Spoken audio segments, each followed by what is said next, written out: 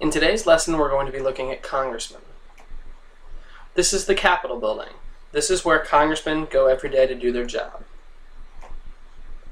Facts about representatives. Representatives must be 25 years old to serve in the House. They must be citizens of the United States for at least 7 years and must be legal resident of the state that elects them.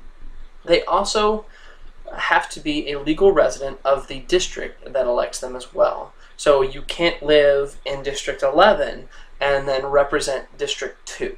So you actually have to live in the district in which you are representing. All right, and with the concept of being a citizen of the United States for at least 7 years, that means that you do not have to have been born in the United States in order to be a representative. Representatives serve 2-year terms. So every 2 years, our entire House of Representatives is up for re-election. So every 2 years, on the second Tuesday after the first Monday in November, is when we go to the polls to be able to determine who our representatives are going to be. The number of representatives in each state is determined by the population of that state, and population for representation is determined every 10 years based upon the U.S. Census. This is the chamber in which the House of Representatives comes to work. Most of the time, if you see this, you're either A, watching C-SPAN, which not a lot of people do, or B, the place where most people see this chamber is during the State of the Union address every year. Every January, the president has to give his State of the Union address, and this is generally when most people see this chamber. Facts about senators. Senators must be at least 30 years old, citizens of the United States for at least 9 years, and legal residents of the state that they represent. So just as with representatives, a senator does not have to be born in the United States to serve in the Senate. Senators serve for 6 years. With that concept, every 2 years, 1/3 of the Senate is up for re-election. So we always have at least 2/3 of the Senate that's going to stay behind each election cycle. As originally laid out in the Constitution, senators were chosen by their respective state legislatures. The system of how senators were placed in office changed with the passage of the 17th Amendment. The 17th Amendment mandated that senators be chosen by popular vote. And we talked about all of this when we talked about amendments during the last unit. So just make sure that you keep up to date on what these amendments mean, because almost all of these amendments have the potential to show up on the AP exam. And as we've talked about before, there are 2 Senate seats for each state, regardless of the population of that state. This is the Senate chamber. Both senators and representatives make about $174,000 a year. They also get franking privileges, travel allowances, low life and health insurance, a generous retirement plan, and funds for hiring a staff. Now, the concept of a franking privilege is extremely important, as they provide a distinct advantage to incumbents as they run for re-election. Franking privileges are the ability to send mail for free. Now, while the franking privilege cannot be used to send overt campaign advertisements, so like if I'm a senator, I can't just send you a piece of mail that says, "Hey, vote for me."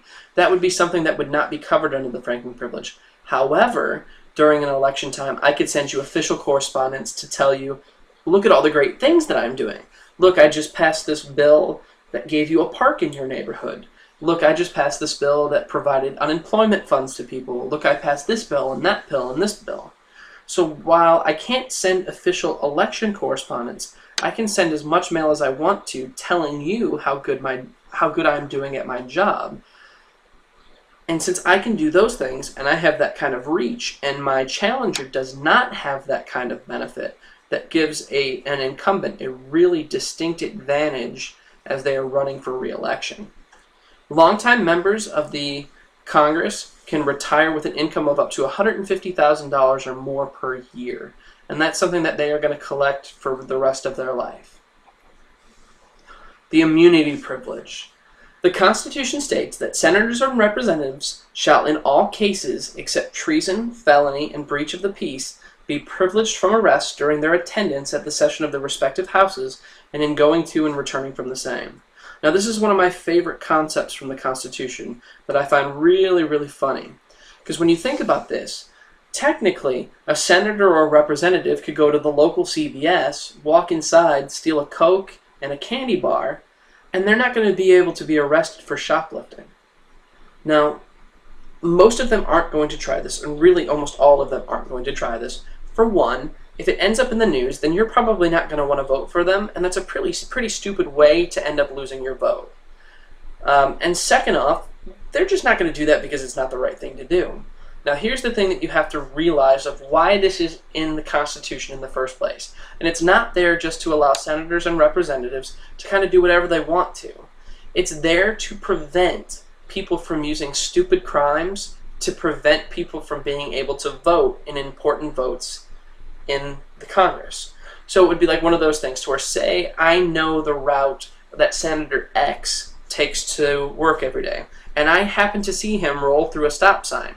And I go up to one of my cop buddies and I'm like, hey, you should totally stake out this stop sign and arrest him when he blows through it because I see him do it every day. So then he blows through the stop sign, he gets arrested for blowing through that stop sign, and then he misses out on the vote that could possibly swing the election or the passage of a bill one way or another. So that is why this provision is put into the Constitution, so that important things that are going on within Congress aren't upheld by silly matters. Makeup of the House and the Senate. The majority of congressmen are white and Protestant. Almost all members are married, a few are divorced, and they have on average 2 children. Over half of congressmen are lawyers, nearly all went to college, and 4/5 of the Congress either has a college degree or advanced degrees. Those that generally aren't part of that numbers are individuals who have in some way, shape, or form been in the military or have had some other sort of post-secondary education. Incumbency. Incumbency is the concept that you already hold a public office. Incumbency is a distinct advantage when running for re-election. And this can be supported by the fact that fewer than 2% of incumbents are defeated in primaries, and fewer than 7% lose in general elections. So when we look at primaries, and we'll look at this in a lot greater detail later in the semester, but 2% of incumbents are defeated in primaries. What that means is that they are running against other people in their own party for that one party representative seat. So only 2% of them lose in that race, and only 7% of incumbents lose in the general election. So that means you've got a 93% shot of, if you are running against somebody else from a different party, that you're probably going to win. And that goes back to what we talked about when we talked about constituencies, and why that idea of gerrymandering is such a big deal, and why, even though it's not illegal, gerrymandering provides a huge distinct advantage to the party that's already in power. Okay? These re-election rates are despite the fact that currently congressional approval ratings are right around 10%. Okay? So that's like saying that 90% of the time we hate what you do, but 91% of the time or 93% of the time we're still going to allow you to keep your job. All right? It doesn't really make much sense when you see those kind of numbers together, but that unfortunately is currently the way things are within our government. And that is why it is a huge responsibility of the American citizenship to make sure that they understand how government works and that they understand what's going on within our government in order to be able to vote in an appropriate way, so that when we're unhappy with what government's doing, we know about how to go ahead and change that. So some of the advantages that incumbents have are the franking privilege, which we just talked about, access to the media. So if I'm a senator or a representative and I want to talk about what I'm doing, I'm more than likely going to find somebody in the media who's probably pretty willing to listen to what I'm doing. Okay? Where my challenger, who may not have another high-profile job, it's going to be a lot harder for them to get access to the media. Plus there's the idea of name recognition. People who show up to a poll and they see 2 names on the ballot, if they know one name and don't know the other, they're much more likely to vote for the name that they recognize rather than the name that they don't recognize, even if that person doesn't fulfill the things that they want to see happen within the government. Representing the people. So there are a few models on how we can look at as far as how these individuals represent us in Congress. The first model is the trustee model. They believe that each question must be decided on its merit. So a trustee is going to look at both sides of the argument. They're going to try and figure out, what the best course of action that they feel based upon the facts that have been presented to them, and then they're going to make a decision as to the type of law that they feel should be supported. Partisans. These are lawmakers who owe their first allegiance to their political party. They feel duty-bound to vote in line with the party platform and the wishes of their party leaders. So, If I'm a partisan and I'm a Democrat, I'm going to do everything that the Democrats want me to do. If I'm a partisan and I'm a Republican, I'm going to do everything that the Republicans want me to do, regardless of how I personally feel about it, regardless of how good I think it is for the country. If I'm a partisan, I'm going to do what the party wants. Delegates. Delegates see themselves as agents of those who elected them. They believe that they should vote the way the folks back home would want. So a delegate is going to have a lot of contact with their constituency. They're going to get a lot of feedback from their constituency, and then they're going to vote based upon how those individuals want to see what they want to see happen. And then we also have politicos. Politicos can attempt to combine all three of those elements. They try and use the trustee model, the delegate model, and the partisan model as well.